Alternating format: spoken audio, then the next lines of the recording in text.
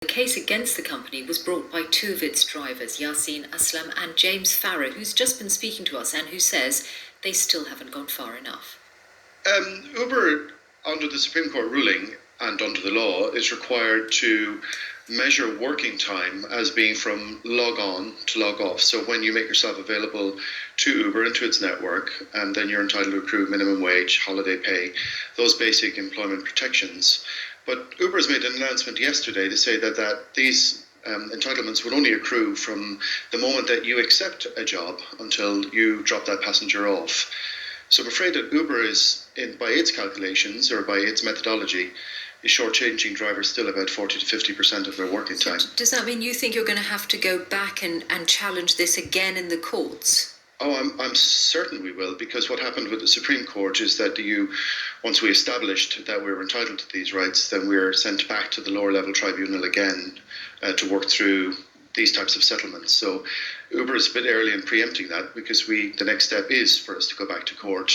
And Uber hasn't, by making this offer, it's not meeting legal minimum, so it's not enough for us to say, okay, we need to pack up and go home. We've achieved everything. We haven't. We're not nearly there yet. Can you just explain the difference between what they're offering and what you want? So say you're a driver and you log on to the app at 9 a.m. and you wait for a job and you don't get one till 10. Are you saying that under the Supreme Court you should get paid between 9 and 10, but Uber says the minimum wage and the only kick in once you get that first job at 10 a.m. Yeah, that's exactly right.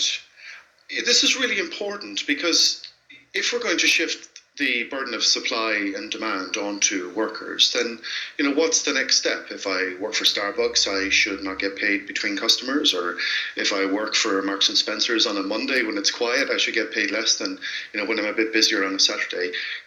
These are basic rights, basic protections. It shouldn't be this difficult for either Uber to understand or implement this. But it has to pay for all of the time that workers are available. Under what you want, would it also be the case that you might have lots of Uber drivers who would choose to perhaps log on at a very quiet time, say the middle of the night, and get paid for that? And the company might then say, well, that's not fair, that we're having to pay people at a time when there just aren't that many jobs available.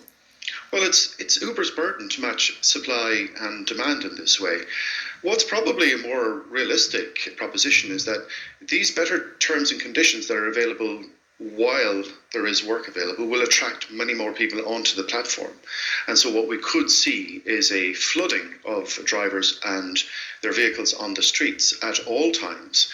And you'll have many, many more people attracted to these favourable terms chasing less work. So you could end up with a situation of causing a lot of congestion and drivers earning less than they should otherwise do, because they're attracted to terms that will only be available to them and to a very few people over that period of time. There's no easier way for Uber to do this. It has to do what every business has to do: manage supply and demand and labour according to that. Have you been talking to people who work for Deliveroo or Just Eat or Amazon or other people who had similar working conditions as you did before with Uber? Do they get anything automatic as a result of what you've achieved, or do they have to fight their own battles or wait for the government to legislate? Well, we don't even need to wait for the government to legislate.